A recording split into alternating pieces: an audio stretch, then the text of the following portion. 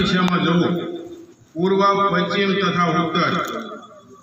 આ દિશામાં જવામાં કોઈ વાંધો નથી, પણ કોઈ દેવોએ દક્ષિણ દિશામાં જવું નહીં, અને ત્યાં જશો તો વિઘ્ન પામશો।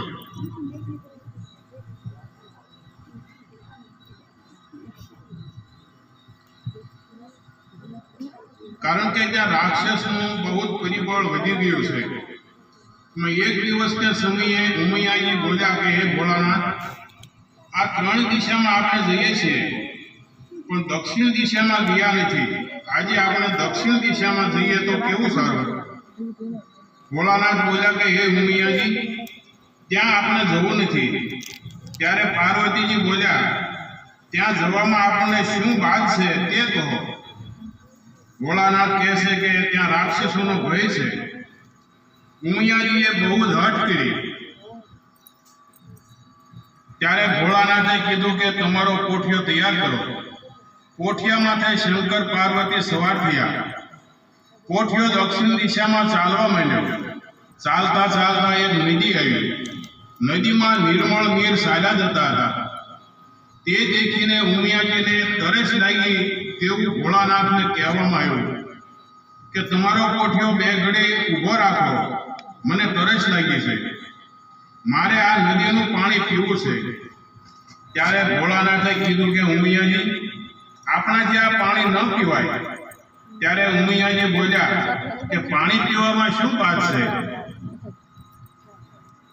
ત્યારે ભોળાનાથ કહે છે કે પાણી રુધિર વાળું છે। તો ઉમૈયાજી કહે છે કે તેની ખબર કેમ પડે। તે જાણવા માટે નદીના કિનારે કિનારે કોઠિયો ભોળાનાથે અંતર્યો। આગળ ચાલતા ચાલતા પાણીની અંદર એક વિકરાળ રાક્ષસનું ખોખું જોયું। ત્યારે ભોળાનાથે પાર્વતીને કીધું કે હે દેવી,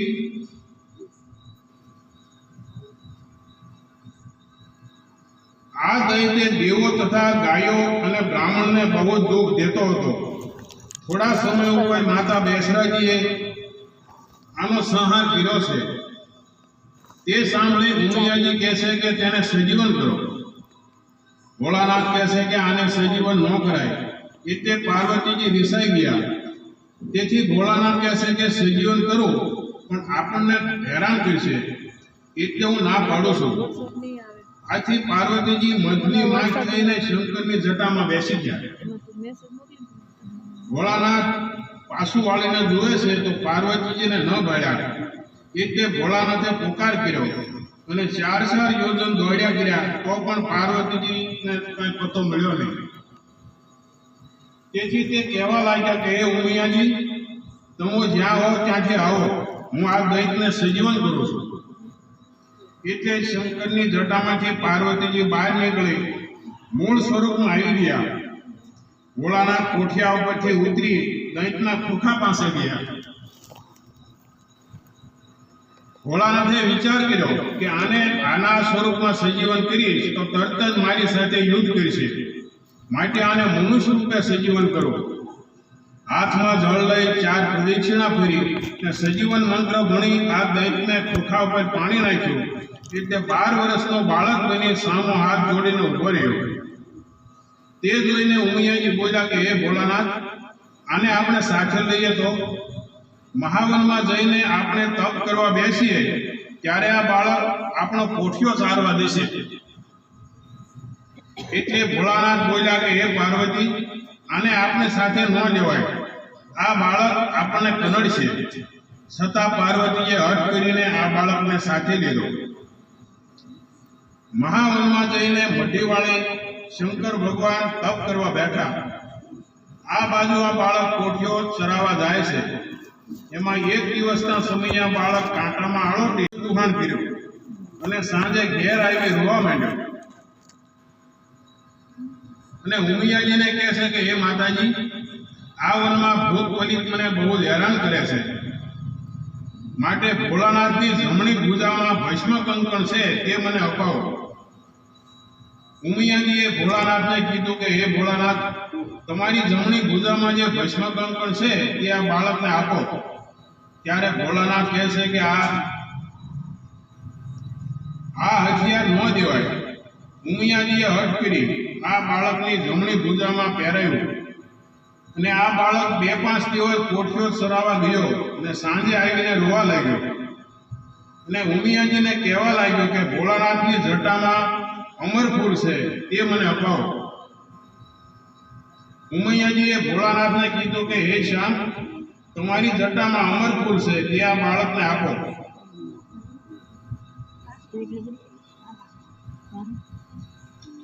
ભોળાનાથ કહે છે કે હે ઉમૈયાજી, અમરફૂલ આપી દઈશું તો તે બાળક આપણને કનડશે, માટે તેને ન દેવાય. પણ ઉમૈયાજીએ પરાણે બાળકને તે ફૂલ અપાવ્યું, બાળકની ચોટલીમાં ગોઠ્યું અને તે દિવસે બાળક 12 ગૌ માથે ચરાવવા ગયો પોઠિયાને. પોતાની માયાથી 3 તાળ ઊંચો થયો. પછી પોઠિયાને પૂંછડું પકડી ઘા કર્યો. પોઠિયો જ્યાં શંકર પાર્વતી બેઠા હતા ત્યાં જઈને પીડ્યો.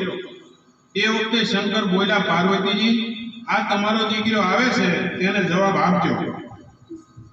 આટલી વાત કરે છે ત્યાં પડકાર કર્યો કે હે લંગોટા, મારી સાથે યુદ્ધ કર અને કાં તો તારી ઉમિયાને મને સોંપી. ભોળાનાથે વિચાર કર્યો કે મારા 2 હથિયાર ઉમિયાજી આ બાળકને અપાવી દીધા છે. ભોળાનાથ બોલ્યા, હે દૈત, મને 8 દિવસની મુદત થાય, 9મે દિવસે તારી સાથે યુદ્ધ કરીશ, નહીંતર ઉમિયાજીને સોંપી અને હું ચાલ્યો જાય. આ સાંભળે દૈત ચાલ્યો ગયો. ભોળાનાથે વિચાર કર્યો કે ભસ્મ કંકણ તથા અમરફૂલ લીધા વગર આ દૈતને મારવો મુશ્કેલ છે ને તેને લીધા વગર તે મરે તેમ નથી. તેથી તેણે ગરુડજીની સ્તુતિ કરી. એટલે ગરુડજી ત્યાં આવ્યા. ભોળાનાથે ગરુડજીને બધી વાત કરીને કીધું કે હું રાક્ષસ સાથે બંધાઈ ગયો છું, માટે 33 કરોડ દેવતાઓને મહાવનમાં ભેગા કરો. એટલે ગરુડજી સર્વે દેવોને કંકોત્રી દેવા ગયા. 8મે દિવસે મહાવનમાં નાદ મેળો છે, એટલે સર્વે દેવો 8મે દિવસે આવ્યા અને એક ભગવાનની હજુરમાં રહેવાવાળા શિપ્રા દેવી નીચે આવ્યા. એટલે કંકોત્રી લઈ ગરુડજીને ત્યાં મોકલ્યા. ત્યાં ભગવાન પડ્યા છે અને શિપ્રા દેવી બેઠા છે. ગરુડજી આવી હાથમાં કંકોત્રી આપી. મહાવનની માંડવા નાચ મેળો છે, 33 કરોડ દેવ ભેગા થઈ અને બેઠા છે. શિપ્રા દેવી બોલ્યા, ભગવાન પડ્યા છે એટલે હું નહીં આવું. ગરુડજી ત્યાંથી પાછા આવી સર્વે દેવોને કીધું કે શિપ્રા દેવીએ આવવાની ના પાડી છે. એટલે સર્વે દેવોએ તિરસ્કાર કર્યો અને અત્યારથી 33 ની બાર એટલે કે નાચ બાર અહીંયા શિપ્રા દેવીની એક કળા ઘટી અને ભગવાન જાગૃત થયા ને અવળે માટે બેઠા. દેવી બોલ્યા, કેમ પ્રભુ અવળા માટે બેઠા? ભગવાને કીધું કે તું 33 નાચની બહાર છો અને તારી એક કળા ઘટી ગઈ છે, માટે મહાવનમાં જઈ બધા દેવોને પગે લાગી નાચમાં ભળો. એટલે શિપ્રા દેવી ત્યાંથી ચાલ્યા અને ભગવાન બોલ્યા, દેવી તમારું આવરા સ્વરૂપ રહે તો જ પાછા આવજો. દેવી બોલ્યા, જેવી પ્રભુની આજ્ઞા. શિપ્રા દેવી સર્વ દેવોને પગે લાગી નાચમાં ભળ્યા અને 8મા દિવસ પૂરો થયો. સર્વે દેવો બેઠા છે. તે વખતે ભોળાનાથ ઊભા થઈને બોલ્યા કે હે દેવો, હું એક દૈત સાથે બંધાયો છું અને તે દૈત મારી પાસેથી ભસ્મ કંકણ તથા અમરફૂલ લઈ ગયો છે, માટે સર્વે દેવો થઈને એ દૈતનો વધ કરો. એટલે માતા બેસરાજી ઊભા થઈને બોલ્યા, ભોળાનાથ, તમે સુખેથી કૈલાસમાં જાઓ, ભસ્મ કંકણ તથા અમરફૂલ ત્યાં આવી જશે. આવું સાંભળી શંકર પાર્વતી કૈલાસમાં ગયા અને બધા દેવતાઓ પોતપોતાના સ્થાનકે ગયા. શિપ્રા દેવી પાર્વતીનું રૂપ લઈને મઢીમાં બેઠા છે. એટલે દૈત આવ્યો અને પડકાર કર્યો કે હે લંગોટા, યુદ્ધ કર, નહીં તો ઉમિયાને સોંપીને ચાલ્યો જા. એટલે પાર્વતીના રૂપે શિપ્રા દેવી બોલ્યા કે હે દૈત, તારી બીકથી ભોળાનાથ મને મૂકીને ચાલ્યા ગયા છે, માટે ચાલ, હું તારી સાથે આવવા તૈયાર છું. પણ હે દૈત, ભોળાનાથે મને તેના પોઠિયા ઉપર બેસાડીને ફેરવ્યા છે, માટે હું હેઠી નહીં ચાલી શકું. એટલે દૈત બોલ્યો કે સડી જાવ મારા માથા ઉપર. તો ક્ષિપ્રા દેવી બોલ્યા કે તારું મસ્તક નીચું નમાડ્યું, એટલે આ દૈત્ય માથું નીચું નમાડ્યું. તો જેમ પૃથ્વી માથે વીજળી પડે તેમ આ દેવી સડી ગયા ને માતાજીનું મૂળ સ્વરૂપ લઈને બોલ્યા કે હે દાસના પુત્રા, તને થોડા સમય પહેલા માતા બેસરાજીએ માર્યો હતો. ભગવાન શંકરે તને સજીવન કર્યો અને તે ઉમૈયાજીની માંગણી કરી. તો આ દૈત્ય ઊંચું જોયું તો તેને એક મહાદેવીનું સ્વરૂપ જોયું. એટલે દૈત્ય બોલ્યો, હે દેવી, મને 8 દિવસની અવધિ આપો. એટલે દેવી હેઠા ઉતરાને કીધું